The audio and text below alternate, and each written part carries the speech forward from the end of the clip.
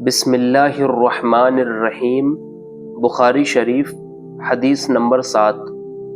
ہرقل شاہ روم نے ان کے پاس قریش کے قافلے میں ایک آدمی بلانے کو بھیجا، اور اس وقت یہ لوگ تجارت کے لیے ملک شام گئے ہوئے تھے، اور یہ وہ زمانہ تھا جب رسول اللہ صلی اللہ علیہ وآلہ وسلم نے قریش اور ابو سفیان سے ایک وقتی عہد کیا ہوا تھا۔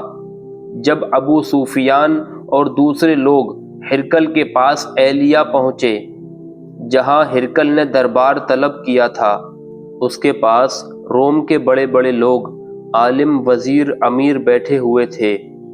ہرقل نے ان کو اور اپنے ترجمان کو بلوایا، پھر ان سے پوچھا کہ تم میں سے کون شخص رسالت کے دعویدار کا زیادہ قریبی عزیز ہے؟ ابو سفیان کہتے ہیں، میں بول اٹھا کہ میں اس کا سب سے زیادہ قریبی رشتہ دار ہوں۔ یہ سن کر ہرقل نے حکم دیا کہ ابو سفیان کو میرے قریب لا کر بٹھاؤ، اور اس کے ساتھیوں کو اس کی پیٹھ کے پیچھے بٹھا دو۔ پھر اپنے ترجمان سے کہا کہ ان لوگوں سے کہہ دو کہ میں ابو سفیان سے اس شخص کے یعنی محمد صلی اللہ علیہ وآلہ وسلم کے حالات پوچھتا ہوں۔ اگر یہ مجھ سے کسی بات میں جھوٹ بول دیں تو تم اس کا جھوٹ ظاہر کر دینا۔ ابو سفیان کا قول ہے کہ اللہ کی قسم، اگر مجھے یہ غیرت نہ آتی کہ یہ لوگ مجھ کو جھٹلائیں گے تو میں آپ صلی اللہ علیہ وآلہ وسلم کی نسبت ضرور غلط بیانی سے کام لیتا۔ خیر، پہلی بات جو ہرقل نے مجھ سے پوچھی وہ یہ کہ اس شخص کا خاندان تم لوگوں میں کیسا ہے؟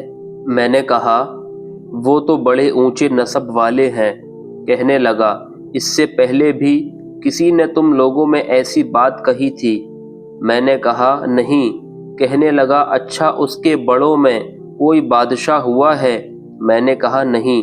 پھر اس نے کہا، بڑے لوگوں نے اس کی پیروی اختیار کی ہے یا کمزوروں نے؟ میں نے کہا، نہیں، کمزوروں نے۔ پھر کہنے لگا، اس کے تابعدار دن بدن بڑھتے جاتے ہیں یا کوئی ساتھی پھر بھی جاتا ہے؟ میں نے کہا، نہیں۔ کہنے لگا کہ کیا اپنے اس دعوی نبوت سے پہلے کبھی کسی بھی موقع پر اس نے جھوٹ بولا ہے؟ میں نے کہا، نہیں، اور اب ہماری اس سے صلح کی ایک مقررہ مدت ٹھہری ہوئی ہے، معلوم نہیں وہ اس میں کیا کرنے والا ہے۔ ابو سفیان کہتے ہیں، میں اس بات کے سوا اور کوئی جھوٹ اس بات چیت میں شامل نہ کر سکا۔ ہرقل نے کہا، کیا تمہاری اس سے کبھی لڑائی بھی ہوتی ہے؟ ہم نے کہا کہ ہاں۔ بولا، پھر تمہاری اور اس کی جنگ کا کیا حال ہوتا ہے؟ میں نے کہا، لڑائی ڈھول کی طرح ہے، کبھی وہ ہم سے میدان جنگ جیت لیتے ہیں اور کبھی ہم ان سے جیت لیتے ہیں۔ ہرقل نے پوچھا، وہ تمہیں کس بات کا حکم دیتا ہے؟ میں نے کہا، وہ کہتا ہے کہ صرف ایک اللہ کی عبادت کرو، اس کا کسی کو شریک نہ بناؤ، اور اپنے باپ دادا کی شرک کی باتیں چھوڑ دو، اور ہمیں نماز پڑھنے، سچ بولنے، پرہیزگاری اور صلہ رحمی کا حکم دیتا ہے۔ یہ سب سن کر پھر ہرقل نے اپنے ترجمان سے کہا کہ ابو سفیان سے کہہ دے کہ میں نے تم سے اس کا نسب پوچھا تو تم نے کہا کہ وہ ہم سے اونچے نسب کا ہے، اور پیغمبر اپنی قوم میں اونچے نسب کا ہی بھیجے جایا کرتے ہیں۔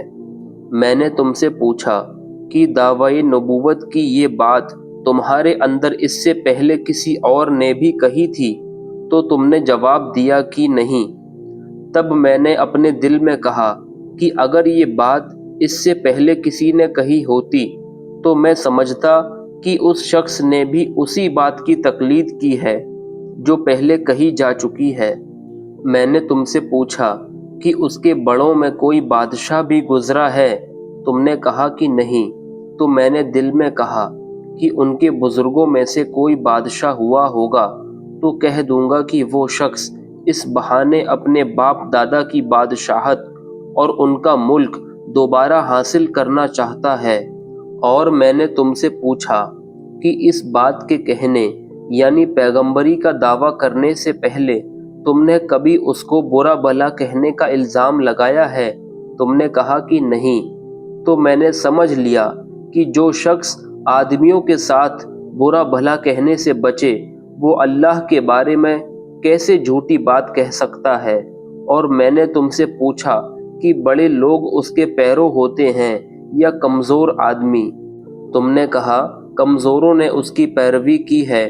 تو اصل میں یہی لوگ پیغمبروں کے متبعین اور پیروکار ہوتے ہیں۔ اور میں نے تم سے پوچھا کہ اس کے ساتھی بڑھ رہے ہیں یا کم ہو رہے ہیں؟ تم نے کہا کہ وہ بڑھ رہے ہیں، اور ایمان کی کیفیت یہی ہوتی ہے یہاں تک کہ وہ کامل ہو جاتا ہے۔ اور میں نے تم سے پوچھا کہ آیا کوئی شخص اس کے دین سے ناخوش ہو کر مرتد بھی ہو جاتا ہے؟ تم نے کہا نہیں۔ تو ایمان کی خاصیت بھی یہی ہے، جن کے دلوں میں اس کی خوشی رچ بس جائے وہ اس سے لوٹا نہیں کرتے۔ اور میں نے تم سے پوچھا کہ آیا وہ کبھی عہد توڑتے ہیں؟ تم نے کہا نہیں۔ پیغمبروں کا یہی حال ہوتا ہے کہ وہ عہد کی خلاف ورزی نہیں کرتے۔ اور میں نے تم سے کہا کہ وہ تم سے کس چیز کے لیے کہتے ہیں؟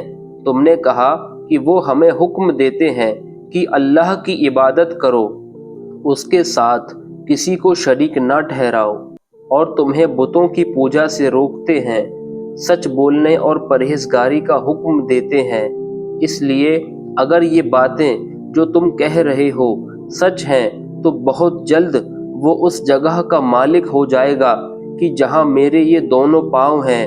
مجھے معلوم تھا کہ وہ پیغمبر آنے والا ہے، مگر مجھے یہ معلوم نہیں تھا کہ وہ تمہارے اندر ہوگا۔ اگر میں جانتا کہ اس تک پہنچ سکوں گا تو اس سے ملنے کے لیے ہر تکلیف گوارا کرتا۔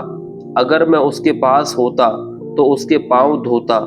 ہرقل نے رسول اللہ صلی اللہ علیہ وآلہ وسلم کا وہ خط منگایا جو آپ نے دحیہ قلبی رضی اللہ تعالی عنہ کے ذریعے حاکم بصرہ کے پاس بھیجا تھا، اور اس نے وہ ہرقل کے پاس بھیج دیا تھا۔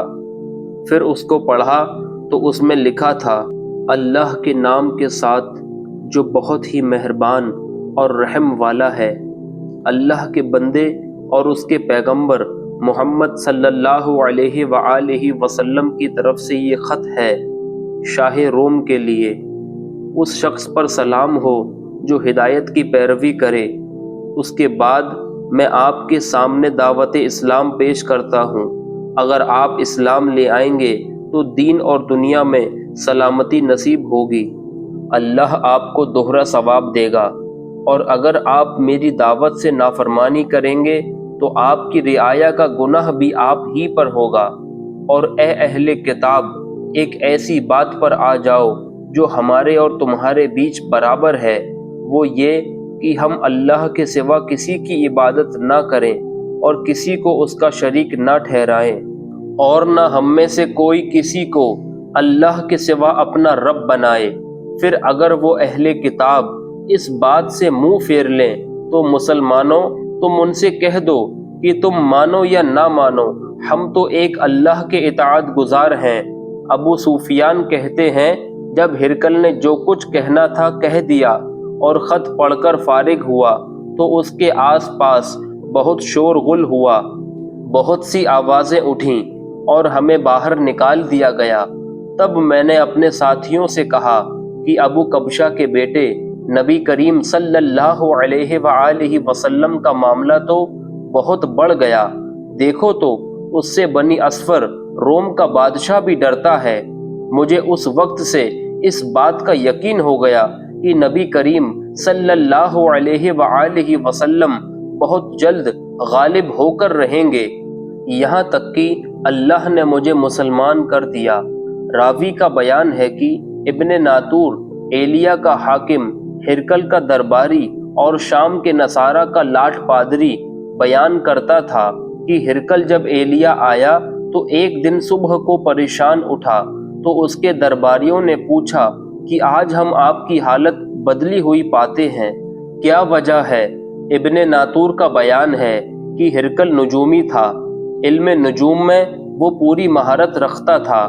اس نے اپنے ساتھیوں کو بتایا کہ میں نے آج رات ستاروں پر نظر ڈالی تو دیکھا کہ ختنہ کرنے والوں کا بادشاہ ہمارے ملک پر غالب آ گیا ہے۔ بھلا اس زمانے میں کون لوگ ختنہ کرتے ہیں؟ انہوں نے کہا کہ یہود کے سوا کوئی ختنہ نہیں کرتا، لہٰذا ان کی وجہ سے پریشان نہ ہو۔ سلطنت کے تمام شہروں میں یہ حکم لکھ بھیجیے کہ وہاں جتنے یہودی ہوں سب قتل کر دیے جائیں۔ وہ لوگ انہی باتوں میں مشغول تھے کہ ہرقل کے پاس ایک آدمی لایا گیا جسے شاہ غسان نے بھیجا تھا۔ اس نے رسول اللہ صلی اللہ علیہ وآلہ وسلم کے حالات بیان کیے۔ جب ہرقل نے سارے حالات سن لیے تو کہا کہ جا کر دیکھو وہ ختنہ کیے ہوئے ہیں یا نہیں۔ انہوں نے اسے دیکھا تو بتلایا کہ وہ ختنہ کیا ہوا ہے۔ ہرقل نے جب اس شخص سے عرب کے بارے میں پوچھا تو اس نے بتلایا کہ وہ ختنہ کرتے ہیں۔ تبھی ہرقل نے کہا کہ یہی محمد صلی اللہ علیہ وآلہ وسلم اس امت کے بادشاہ ہیں جو پیدا ہو چکے ہیں۔ پھر اس نے اپنے ایک دوست کو رومیہ خط لکھا، اور وہ بھی علم نجوم میں ہرقل کی طرح ماہر تھا۔ پھر وہاں سے ہرقل حمص چلا گیا۔ ابھی حمص سے نکلا نہیں تھا کہ اس کے دوست کا خط اس کے جواب میں آ گیا۔ اس کی رائے بھی نبی کریم صلی اللہ علیہ وآلہ وسلم کے ظہور کے بارے میں ہرقل کے موافق تھی کہ محمد صلی اللہ علیہ وآلہ وسلم واقعی پیغمبر ہیں۔ اس کے بعد ہرقل نے روم کے بڑے آدمیوں کو اپنے حمص کے محل میں طلب کیا اور اس کے حکم سے محل کے دروازے بند کر لیے گئے۔ پھر وہ اپنے خاص محل سے باہر آیا اور کہا، اے روم والوں، کیا ہدایت اور کامیابی میں کچھ حصہ تمہارے لیے بھی ہے؟ اگر تم اپنی سلطنت کی بقا چاہتے ہو تو پھر اس نبی کی بیعت کر لو اور مسلمان ہو جاؤ۔ یہ سننا تھا کہ پھر وہ لوگ وحشی گدھوں کی طرح دروازوں کی طرف دوڑے مگر انہیں بند پایا۔ آخر جب ہرقل نے اس بات سے ان کی یہ نفرت دیکھی اور ان کے ایمان لانے سے مایوس ہو گیا تو کہنے لگا کہ ان لوگوں کو میرے پاس لاؤ۔ جب وہ دوبارہ آئے تو اس نے کہا، میں نے جو بات کہی تھی اس سے تمہاری دینی پختگی کی آزمائش مقصد تھی، لہٰذا وہ میں نے دیکھ لی۔ تب یہ بات سن کر وہ سب کے سب اس کے سامنے سجدے میں گر پڑے اور اس سے خوش ہو گئے۔ آخر میں ہرقل کی آخری حالت یہی رہی۔